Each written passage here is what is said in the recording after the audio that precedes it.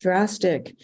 So what about, okay, so you've seen people with goiters, right?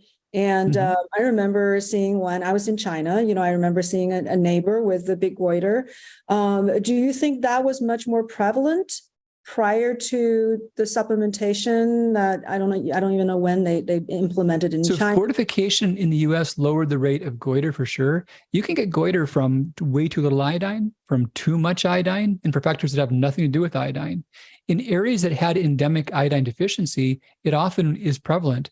However, in 1994, there was actually 112 countries on the earth that had endemic severe iodine deficiency. By the time we went from 94 to 2004, 1992 to 2014, the number of countries at severe deficiency was reduced to 0. We now have none, but we have 53 countries categorized as at risk for thyroid disease due to iodine excess.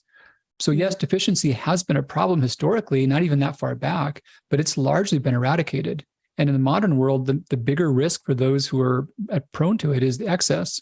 So do you think the eradication was because of iodine supplementation? Oh, for sure. Fortification, no debates about that. Yeah. So you think that it still plays a role? It may be helpful.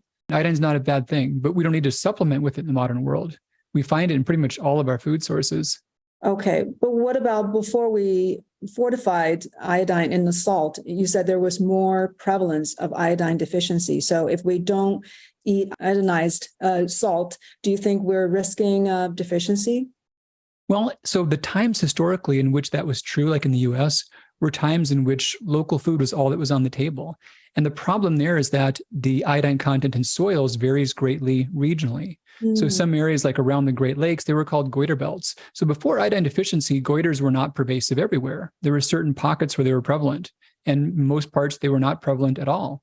Okay. And so now our food supply is so diverse, and also we have so many more food categories available that barring rare cultures that are on mono diets that have no access to food outside of their own region, it's not an issue. So the average intakes now are just